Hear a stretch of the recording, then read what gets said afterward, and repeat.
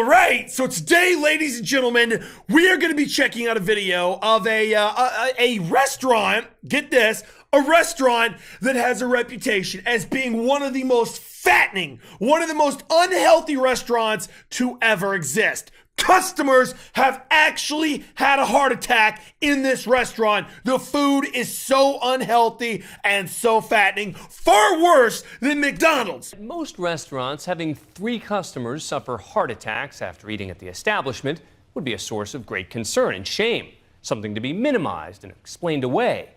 But not at one spot, where they actually promote how unhealthy it is, offering free meals to its most obese patrons, and even... What? They offer free food to obese people? Oh, they're trying to kill the fat people. Are you kidding me? Celebrating a death on the premises. It's aptly named the Heart Attack Grill. I wonder why. Sent ABC's Ryan Owens to check out their new digs in none other than Sin City. Vegas, right? In a country where calories are posted Screw you, like McDonald's! warnings on restaurant menus, where unhealthy school lunches are under fire, and where our First Lady has a vegetable garden, there is an alternative reality. This was looks like this. This monument... What? It's medical themed? Did you see that? My dude's in a wheelchair with the gown on. Who would go there? This monument to greasy gluttony... Almost there. Almost done with this single bypass. ...is called the Heart Attack Grill. Single bypass. It's a defiant throwback to a pre-health obsessed America. A kind of hospital... Okay, look at that. This is like Hooters almost. Hey, Daddy, I finally made it. Yeah, I got a job showing off my body. Anyway, it's Heart Attack Grill. Yeah, I'm not being groped by drunk guys anymore, but it's just obese guys. I'm sorry, I would never want to work at a restaurant like this. Themed Hooters, located where else? Hooters, Sin City. But as you're about to find out, eater beware. This restaurant can literally be hazardous to your heart. Remarkably, the owner says it's all done in the name of promoting good health. No one among us has to tell the truth, and that's what we're doing here. Diners must wear hospital gowns. People 350 pounds plus eat free. They're cheering and she weighs 427 pounds? These people want to die. I need a water and a treadmill. Oh, and a salad. I feel so unhealthy watching this. I'm putting weight on just watching the video. In a way, it's sort of like baiting people in. So it's like offering free crack to addicts. If you can become fat enough to eat free here, we'll give you food, like all the food you want. It's like they're trying to force people to get even more fat to meet that goal to get free food. That's disgusting. And she's cheering. Their flatliner fries, cooked in lard, are unlimited. Unlimited? Firstly, try the all butterfat shake. Or maybe a shot of vodka served in a prescription pill bottle. And new to this menu, a burger with 8 patties, almost... You call that a burger? My boy, that's like a miniature building or something. How would you even fit that in your mouth? Jesus. 20,000 calories. 20,000? That's the equivalent of nearly 40 Big Macs. What? Oh, and if you don't finish your meal, you get spanked. What? By a nurse. She's not exactly... Shit, damn. Oh, I might go there. Damn. I'm just joking. You get spanked if you don't finish your food? That's incredible. Who would go here? I can't even imagine the embarrassment of going to a restaurant and being weighed and putting on a gown and then being spanked if you can't finish your 20,000 calorie burger. A real RN, but her spankings are real hard.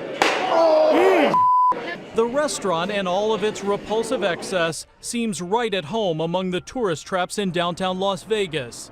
Its owner, perhaps the ultimate Vegas showman... Are you going to finish your burger next time? Yeah, I'll try. ...is John Basso. Are you kidding As part me? of his This is act, unreal. He likes to be called Dr. John. Now breathe in for me. Dr. Heart Attack would be a badass name. You should be called Dr. Heart Attack. Dr. John has become something of a superstar in the fast food world. In his trademark over-the-top way, he depicts himself as Jesus Christ at the Last Supper, dining with the industry's other giants. This guy's a legend. He's certainly come a long way since I first met him almost 3 years ago at his first heart attack grill outside Phoenix, Arizona. Back then, the restaurant was under fire after its nearly 600-pound spokesman, Blair Rivers, died of obesity-related issues. He was just 29. There's an argument to be made. Is it worth it? Like, is food worth it to die at 29 years old? Okay, fair enough. It is probably worth it, but it's not a good idea. This man was only 29 years old. He had the entire rest of his life to look forward to, and then he died from food. Like, people don't understand. Food can be one of the biggest killers of all time, even more so than alcohol, cigarettes, and drugs, and no one cares. Blair Rivers died of obesity-related issues. He was just 29. There's an argument to be made that you used this guy during his life, and that now you are very morbidly using his death to continue to promote your restaurant. I absolutely agree. And in a very sick way, his death has gotten the message out further. So this man's death has not given you pause at all? Zero pause. Dr. John's Vegas location is double the size of his old place in Arizona, and his in-house fatality rate, it hasn't slowed a bit. How many people have actually had heart attacks in the room that we're sitting in? In the room that we're sitting in, we've had 3 heart attacks. And how many people have died? 1. What? You mean people have had heart attacks in this restaurant? I'm sorry, but if I heard that my McDonald's down the street was causing people to have a heart attack, I'd go to Subway. Are you kidding me? Now, I would like to say that the other 2, I did the grandest of favors for, because they now uniquely and in a very real way understand their own genetic shortcomings. Now, the one that I couldn't save was a very dear friend of mine. And I want to tell you something. They'll say it's grotesque. They'll say, how can you keep the man's cremation here? And I'll tell you something. I am setting the bag on the table. And I challenge any... You've got to be joking. He's got the cremated ashes of the last guy that worked there in a bag on a table. Does he know no bounds? This guy just does not give a shit. I mean, to be fair, though, that would be a huge deterrent for me eating at their restaurant. You know, just you're in there. Yeah, I'll have a triple bypass surgery, a burger rather, probably the surgery too. And then they come in and they're like, "Here's your burger, sir." "No, I can't finish it. I'm already full from the fattening fries. I'll take my spanking now from Mrs. Nurse over there." Plop! Bag of ashes on the table. What's that? That was the last guy that spoke for me, that worked here. He's dead now. Any other restaurant to set the bag on the table. I'm talking about a bag of truth, about what's not going to happen if you don't listen to me. This will happen. This was a good man with hopes and dreams who couldn't control his eating habits. Inside this bag are the remains of yet another spokesman, John Ailman. Oh, he ate at the restaurant. Shit, a little nurse got an arm on her, damn. But people are actually dying.